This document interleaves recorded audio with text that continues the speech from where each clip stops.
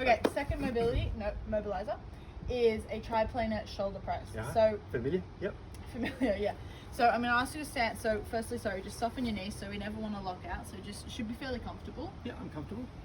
And what I'm going to ask you to do is we're going to go. So it's triplanar. So we're going out in front, Yep. like the sagittal plane, and then we're going to go out overhead, and then we're going to go right across the body. But as we do that, let your hips go.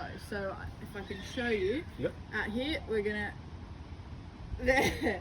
So what's going to happen is we're getting used to that lateral movement, opening up the side, and we're getting a nice long stretch. So all of this, as I said, it's all about the scapula, but if this is moving well, the hips will move well, and based on how you were sort of stepping in that postural assessment that we did, you were a little bit hesitant to get all that in alignment. So this is just going to loosen up the hips, teach you a better movement pattern, hopefully your body accepts it, and then, as I said, fluid mobility will be better. Great. So we start. Yep, so you're going to go, I'm going to go there. yep, just out in front, Not out in front. out in front, yep, In overhead, front. Overhead. yeah, Overhead. and then right And across then- in the front, yep. Right across. Yeah, but don't lose those hips. There you go. So really fluid. And obviously, the more you do, the more proficient you are, the easier it'll feel, the more comfortable it'll be. Yep. So what you'll notice as you're going up, you're opening that entire side up. I feel that. This is a very good stretch. Very good stretch. Now, any problems with your shoulders? I know there's a bit of mobility going on. You're okay there? Not feeling any of that Okay. here.